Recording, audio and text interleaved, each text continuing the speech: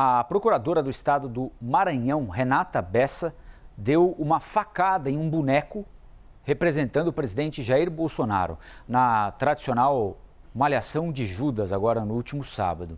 O vídeo em que ela aparece esfaqueando o boneco, claro, viralizou nas redes sociais. A advogada, vejam só, aparece em duas gravações diferentes. Em uma delas, ela dá uma facada no boneco, em outro momento, compara Bolsonaro a Judas. Em 2018, durante a campanha eleitoral, todos nos lembramos, o presidente Bolsonaro foi esfaqueado em Juiz de Fora por Adélio Bispo.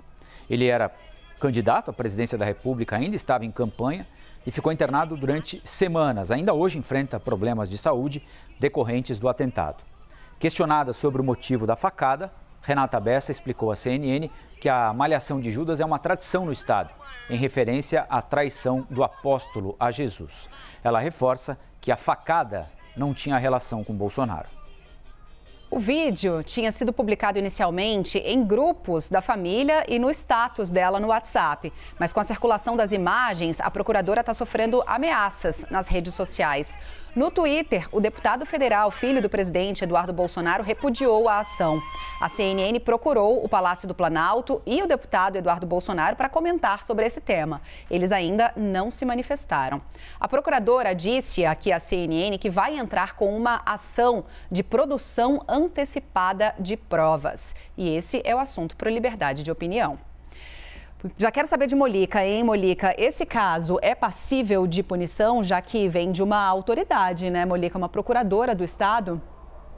Bem, primeiro é importante esclarecer, o deputado Eduardo Bolsonaro, ele falou que prepararia, botou no Twitter, né, que estava preparando, iria preparar uma denúncia ao Ministério Público, ao Conselho Nacional do Ministério Público contra a procuradora. Mas assim, ela não é procuradora, ela não é integrante do Ministério Público. O nome, no caso dela, procuradora, o título da função, ela é procuradora e ela trabalha na Procuradoria Geral do Estado do Maranhão, ou seja, ela atua como advogada. Ela é uma das advogadas, ela é um dos advogados do governo do Estado do Maranhão. Tem uma ação judicial, ela entra lá para representar o Estado.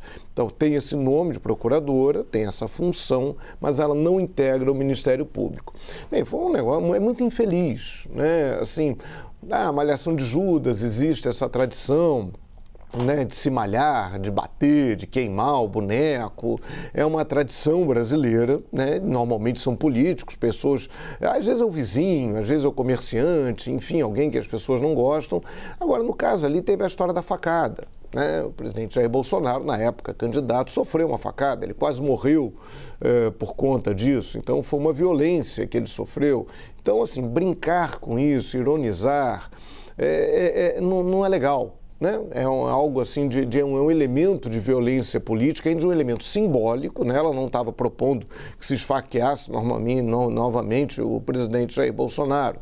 Aí ela alegou que foi num ambiente doméstico, ok, só que hoje com essa história de redes sociais, o ambiente doméstico, a brincadeira privada, mesmo de mau gosto, como é o caso dessa, é difícil de definir. Foi o caso lá do deputado Arthur Duval, né, o Mamãe Falei, aquele comentário que ele fez, aquele deplorável comentário que ele fez sobre mulheres ucranianas, ele fez para amigos, que seria num ambiente privado, é até uma das teses da defesa dele, mas isso ganhou o mundo, isso foi divulgado.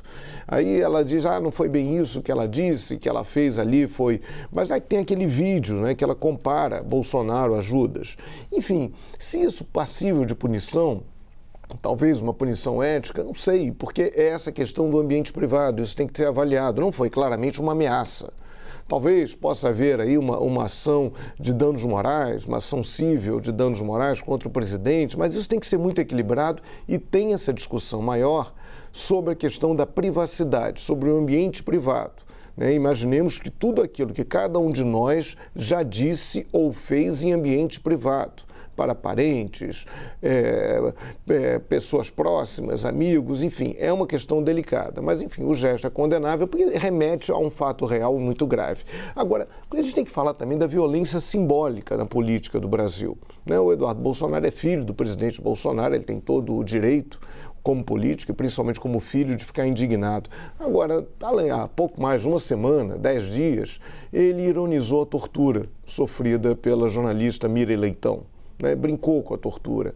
Generais, o vice-presidente da República também ironizou a tortura, até o presidente do Superior Tribunal Militar também falou isso.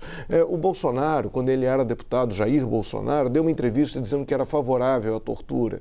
Depois ele falou que tinha que fuzilar o então presidente Fernando Henrique Cardoso por conta da venda da então Vale do Rio Doce. Ele também, na campanha eleitoral, ele usou um tripé, não foi público, não foi em ambiente privado. Ele pegou um tripé de um cinegrafista, simulou um fuzil e disse que teria que se fuzilar a petralhada. Numa petralhada do Acre, aquele comício foi no Acre. Aí quando eu citei há pouco aqui o ex-deputado Rubens Paiva, que foi sequestrado e morto pela ditadura, foi inaugurado um busto dele no Congresso Nacional, o então deputado Jair Bolsonaro foi lá e cuspiu no busto. Então, assim, tem questões, isso em nada alivia o gesto da procuradora. Isso são momentos diferentes. Mas tudo isso tem a ver com a questão da violência política no Brasil e muitas vezes uma violência simbólica que contamina todos nós. Então é preciso ter cuidado com isso, todos nós temos que ter cuidado com isso. Adversário não é inimigo.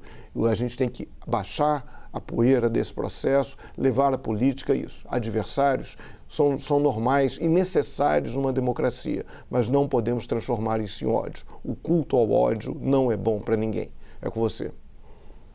Obrigada, Fernando Molica.